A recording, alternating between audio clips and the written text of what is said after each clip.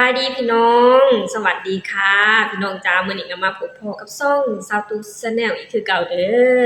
มามื้อนี้ก็มาพ้อกันอยู่ที่โซฟาเด้อพี่น้องตอนนี้นะให้เอมมี่นะพาคุณน้อยไปอาบน้ำเนาะพี่น้องสาวตุ๊กก็เลยเข้ามาอัดคลิปอยู่ที่โซฟาแทนเนาะพี่น้องเนาะคือตอนนี้ก็เพิ่งจะพากันกินข้าวกินน้ำแล้วพี่น้องเมนูของมื้อนี้นั่นก็คือ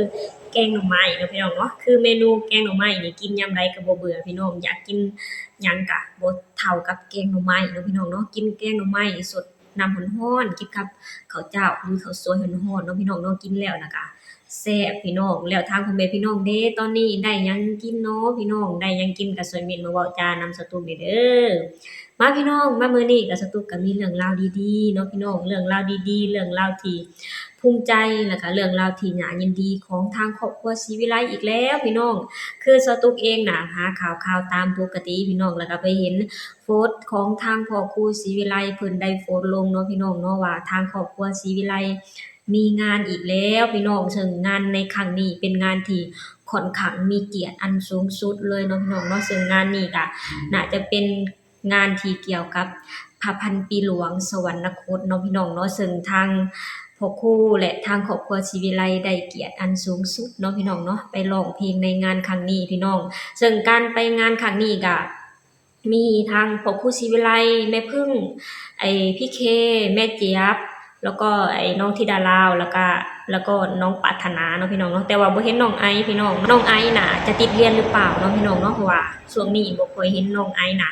มาออกงานการแสดงนำน้องปานใดเนาะพี่น้องเนาะแบบว่าน่าจะติดเรียนหรือเปล่าเนาะพี่น้องเนาะคือแบบว่าพี่น้องพอสตุ๊กน่ะได้ยินข่าวนี้ได้เห็นข่าวนี้เนาะสตุ๊กน่ะดีใจพี่น้องดีใจที่น้องธิดาลาวน่ะได้รับเกียรติอันสูงสุดเนาะพี่น้องเนาะที่ได้ไปร้องเพลงอยู่ที่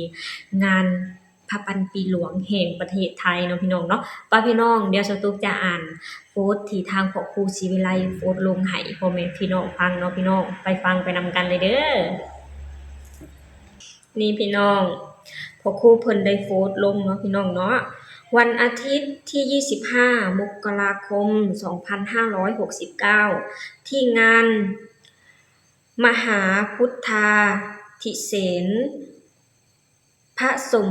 เจ้าองค์มุนีคุณ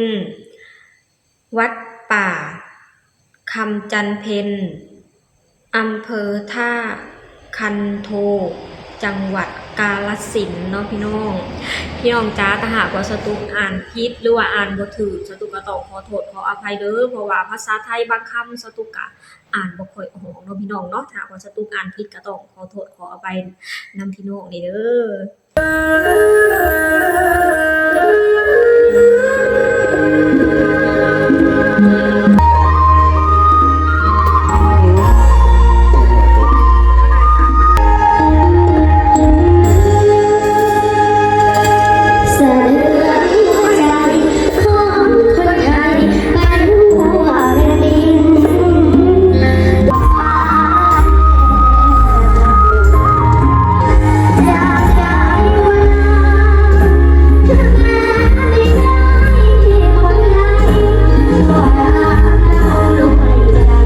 นี่แหละพี่น้องคือน้องธิดาลาวศรีวิไลน้องก็ได้รับเกียรติอันสูงสุดเนาะพี่น้องเนาะไปร้องเพล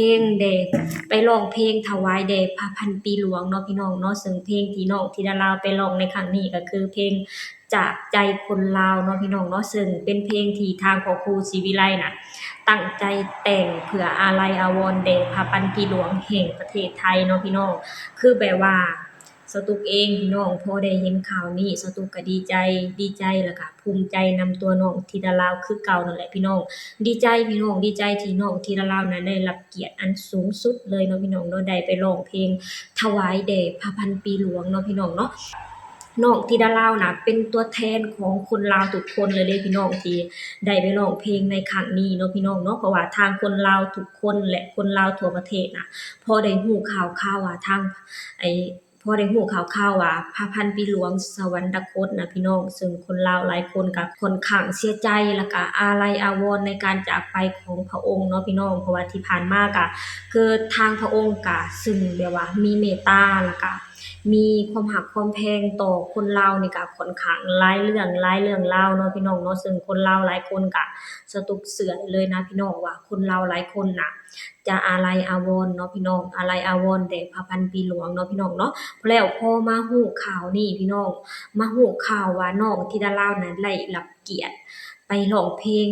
ถวายแด่พระพันปีหลวงเป็นเรื่องราวที่ดีๆเป็นข่าวดีของคนลาวทุกคนเลยพี่น้องดีใจพี่น้องดีใจที่การร้องเพลงครั้งนี้ทาง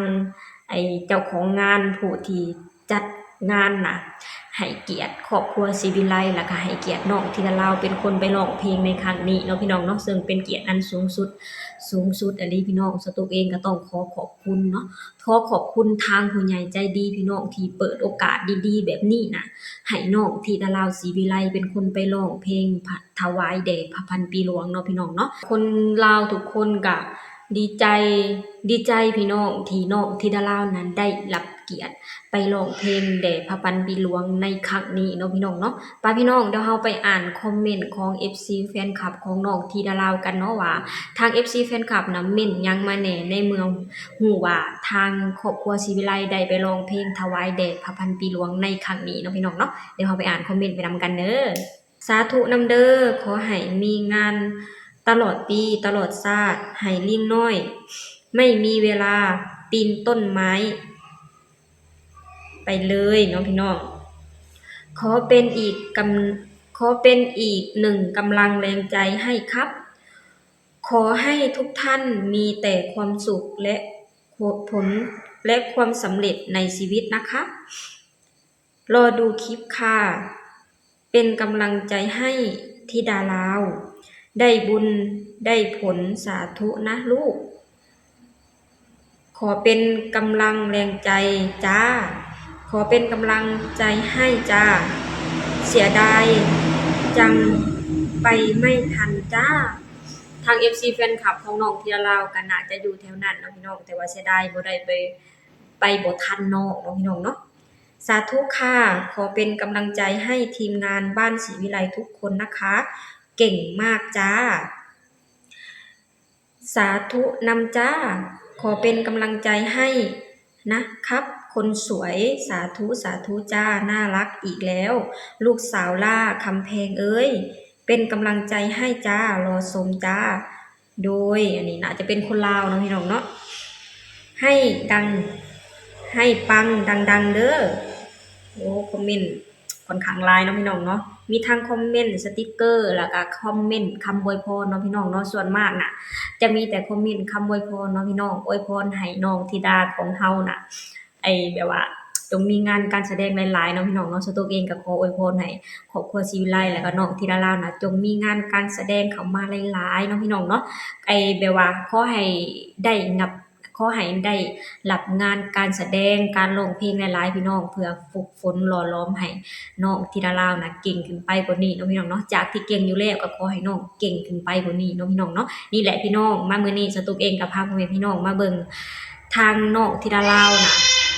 ได้รับเกียรติอันสูงสุดเนาะพี่น้องได้ไปร้องเพลงถวายแด่พระพันปีหลวงพี่น้องซึ่งเป็นเกียรติอันสูงสุดแล้วก็น้องธิดาลาวเป็นตัวแทนของคนลาวทุกคนพี่น้องเพราะว่าคนลาวทุกคนก็ฮู้ว่าพระพันปีหลวง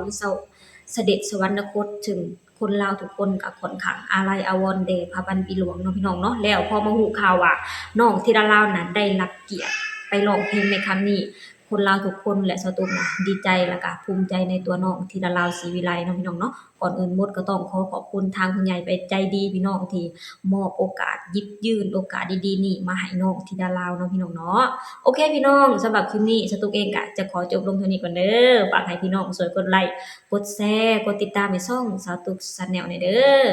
สบายดีสวัสดีค่ะ